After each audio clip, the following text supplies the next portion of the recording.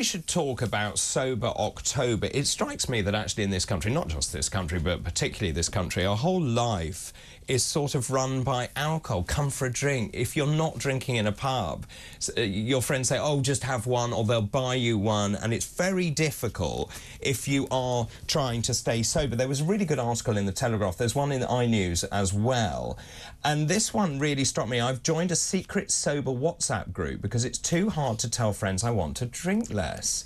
And I think this is true. It goes on to say, I'm giving up drinking. Strictly speaking, I think drinking is giving up on me. My tolerance has plummeted having had children. And if I have a couple of drinks, I feel rough for days. And then just in terms of trying to stop drinking, there is enormous pressure on you to continue drinking, and I think this is really fascinating. And as I say, it's Sober October this month. Well, joining us now is Sonia Grimes, who's a former alcoholic and now a recovery coach that runs the Rapid Alcohol Recovery Method. Good morning to you. Morning, David. Would you agree with that? Our whole society is sort of centred around alcohol. We have pubs, we go there to relax. If you're not drinking, there is peer pressure to drink. I think it's changing, but yes, there is a lot of pressure. And a lot of that pressure, when you say you want to change, is when we are drinking, we're also enabling others to drink. So when we want to say when we say we want to change, we kind of send out the message that, well, we know that this drinking isn't serving us, we're not feeling so good. And then that sort of brings into other people's awareness that maybe their drinking is also not serving them and they're not feeling so good. And because they are maybe not ready to accept that yet, they then push those, or can push those that are trying to moderate, cut down, control, whatever. Then they continue to push, because if you do it, then somebody else has got to do it. If you're aware that it's too much, then maybe it's too much for me. And that's when you're not ready, that's like, no. We'll stay where we are, thanks very much. I'll stay drunk, you stay drunk. Yeah, and just in terms of alcohol, and let me bring Dr. Renee in now. I mean, in fact, and I've said this repeatedly, if there was one drug we'd ban tomorrow based on risk-benefit and the harms caused, it would be alcohol. It would, and we know that youngsters binge drink in this country where they don't in other European countries. Not just youngsters. Not just youngsters, yes, you're right. But we know, I think we just have a completely different relationship to alcohol. But I think, and I don't know what you feel about this, is that our approach medically to helping people step back from alcohol is so flawed, it's ridiculous. So when we have people that are serious alcoholics, even if we can get them into rehab, which is very hard to do, when they've finished and they're sober, we put them straight back into the circumstances they were in before. Same with drugs, where the same triggers, the same societal pressures are there, and so the chances of them staying sober are very, very low. We need a complete approach to life. So Sonia, let's go back to you. Tell us your story then. So before I became an alcoholic, and I have to use that label because there's no other way of describing what on earth was going on. I think when I was about 27, and I'm 59 now, and I stopped drinking about 7 or 8 years ago, or I changed my drinking. I've stopped drinking completely for about 5 or 6 years. This is relevant, so excuse me. And then 7 years maybe. And then I went on holiday with my brother and niece, and I was given an alcoholic drink without me realizing it, and I was absolutely devastated and terrified that the whole thing would come back again.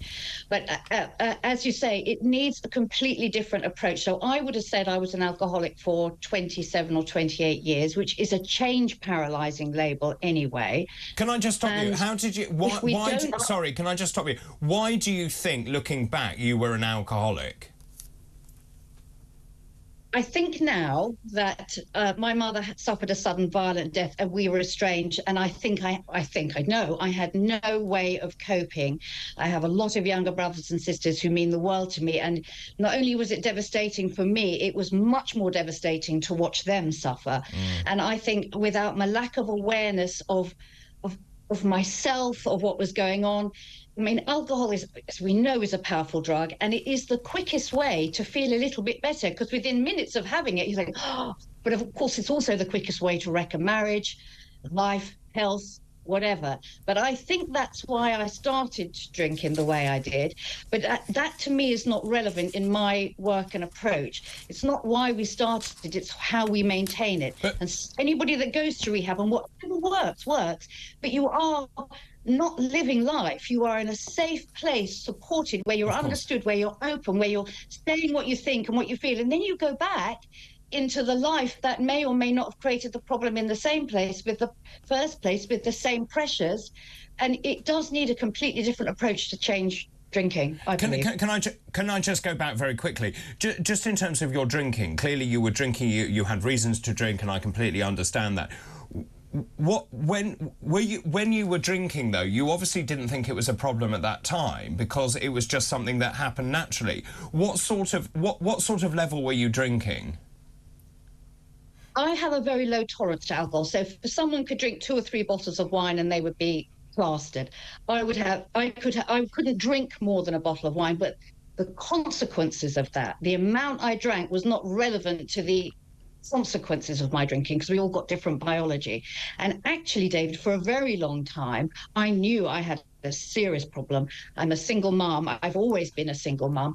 And my son, my gift from God, he used to go to school, and I used to go and lie down thinking, please God, am I alive when he gets home? So I knew, but right. when you don't know how to change and you're so terrified, and I'm safe now and it upsets me, for me and for him, it was terrifying. But because we don't know, and the method of changing our drinking is to avoid what we are trying to avoid, what we take in intention to make us feel better. So we're actually trying to deny what we've got confused as comfort. So when you say, I'm not going to drink, or I'm going to cut down, what you're actually saying on another level is, I'm going to deny myself comfort. And that's where we really need to start looking. Not that our drinking, that is symbolic of the way we are and the way we are not coping in life.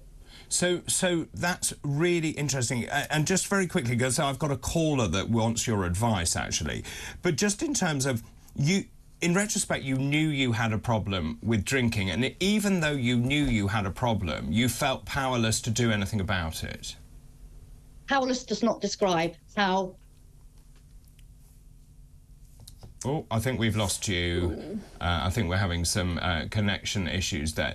Just whilst we reconnect, let me just come to you, Renee.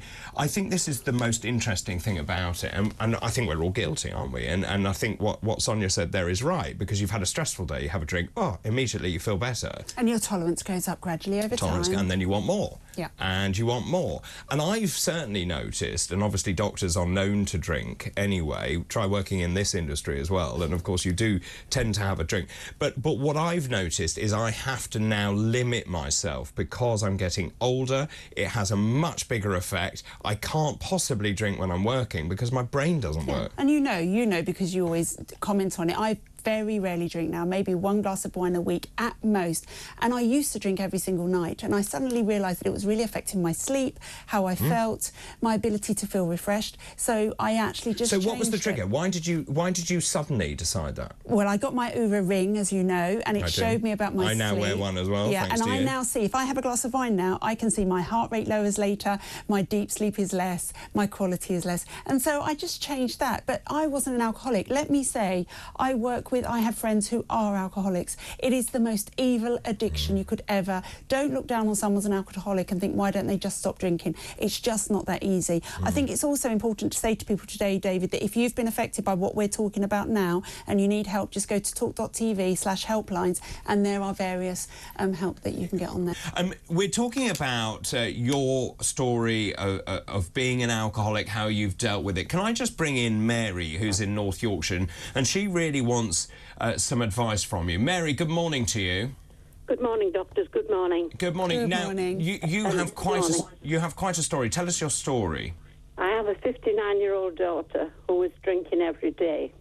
Last Christmas, she just stopped suddenly and didn't have another drink since. She has been very poorly. I'm sure. She has no energy. This is going nearly a year now. No energy, looks ill all the time. For a long time, she wasn't eating properly. And I don't know what to do. I keep on at her, but she says, Mum, if you keep on, I won't come round. So I went to my doctor and I said, I told him the story, and I said, can you send her out an invitation for a well woman clinic? Yeah. Thinking if they did that, she would go in and get checked over. He said, we can't do that. He said, she has to approach us, and she won't. And I'm beside myself every day.